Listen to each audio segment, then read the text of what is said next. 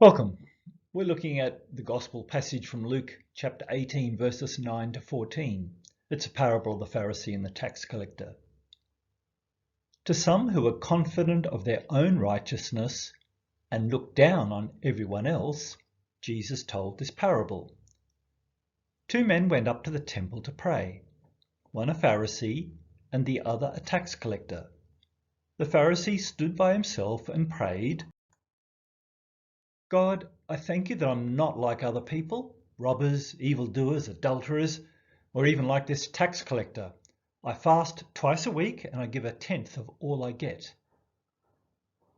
But the tax collector stood at a distance. He would not even look up to heaven, but beat his breast and said, God, have mercy on me, a sinner. Jesus said, I tell you that this man, rather than the other, went home justified before God. For all those who exalt themselves will be humbled, and those who humble themselves will be exalted. So two go up to the temple to pray, two come down, but everything has changed. Let's look at how things change. This isn't private devotion times that they're having. They're in a public worship time. They're either at the morning sacrifice or the afternoon sacrifice. The king paid for an animal to be sacrificed according to God's instruction every morning and every late afternoon to remove the sins of the people. So this is a public worship time. It's an atoning sacrifice and it's offered on behalf of all the people. So the animal's killed. Obviously, priests were pretty good butchers back then, not a current necessity for a pastor or a priest. The butchering's done, the animal has been put on the sacrificial fire, it's being offered up to God, and then the priest goes into the inside of the holy area where only the priest went, and he offers up incense to God. And that's also like the prayers are being offered up as well. And that's when people prayed their own personal, private prayers. Both the Pharisee and the tax collector stand apart from others. The Pharisee is standing apart because he doesn't want to be made unclean by brushing up against anyone else who might be ritually unclean because of their occupation or because of their lifestyle. So he's avoiding that being made ritually unclean. That's why he stands apart.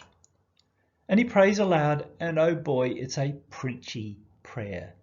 And maybe you've been in prayer meetings or even churches where the prayers have been very pointed, maybe even directed at some of your values. And you know, whoa, not a good place to be. And the Pharisee in the story has recognized the tax collector and he's targeting him. There's no doubt about that. And the thanks are all about his own goodness. It's not thanking God, but it's listing all the things he's doing right before God. And just reminding God, I'm going above and beyond. I fast twice a week, not just once a year, and I pay a tithe, a tenth on everything, even the things I don't have to. And finally, when you look at the prayer, it's all about his own goodness and his own righteousness. The tax collector also stands apart, but this time because he feels utterly unworthy to be in the company of decent, God-fearing people. And he goes beyond the normal prayer posture. He pounds his breast in extreme distress. Maybe you've been to a Middle Eastern funeral. You'll see the women maybe expressing very strong emotion, maybe more than we used to. He is acting like a woman in public, that extreme distress. And what he's doing is thumping on his own heart. And what he's saying is that it's out of my heart that's coming all this evil and brokenness and sin. That's what Jesus said. It's out of the heart that comes evil thoughts and evil actions. So there's our tax collector, a total mess. And his prayer is, please make atonement for me. Let the sacrifice which is being offered up also apply to my sins and to me. So there's that deep, deep longing for forgiveness and acceptance. And he knows he can't fix himself. And so all he can do is entrust himself to God's grace and mercy. Make atonement for me. We're not told what they felt afterwards. That's a reminder that our feelings don't always reflect what's actually happening to us. There are times when we're very clearly not our thoughts, and there are times when we are very clearly not our feelings. We might be feeling totally useless and no good, but that actually might be the time when God is powerfully at work in our lives, growing us and strengthening us. So we don't know how they feel when they walk back from worship. Pretty sure the Pharisee feels no change at all. Hey, I'm still super good and I'm still super okay with God. We don't know if the tax collector feels relieved or if there's been a special touch of the Holy Spirit that's let him know, you're forgiven, it's worked, your prayer has been heard. Two people go up to the temple to pray, two come down, and only one is right with God, and it's not the one that the good people expect.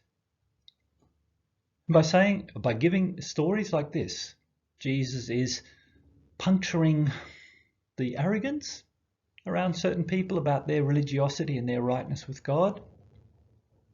And that's part of the reason why Jesus got crucified. Arrogance cannot stand being criticized, and so it puts people on the cross. And there's a miracle about how God brings us new life and forgiveness through evil that's being done to others and evil that was done to Christ. Some practical thoughts. It's good to do a humility check. I know when I get so full of myself, I'm not always seeing other people and I'm just waiting to tell them all about me and I'm not dealing caringly with them. So 20% dial up the humility, 20%, particularly when we're feeling right and sure. Do that check-in with Christ. Okay, how do I deal with this other person whom I disagree with very, very strongly and I don't see them as coming from you? How do I deal with that? And some sort of humility. And the tax collector was utterly distressed. And it's a little reminder, just keep being aware. Look around for people who are spiritually distressed, emotionally distressed, physically distressed. Maybe you're the one who's called to get alongside and minister to them and with them. Let the Holy Spirit guide you in that. And finally, unlike the Pharisee, we're called to not judge others so rigidly. We're called to let God do the work in them. Maybe he'll use us and our words, maybe not. There's those invitations. May you be blessed as you reflect on this parable and let it work in you.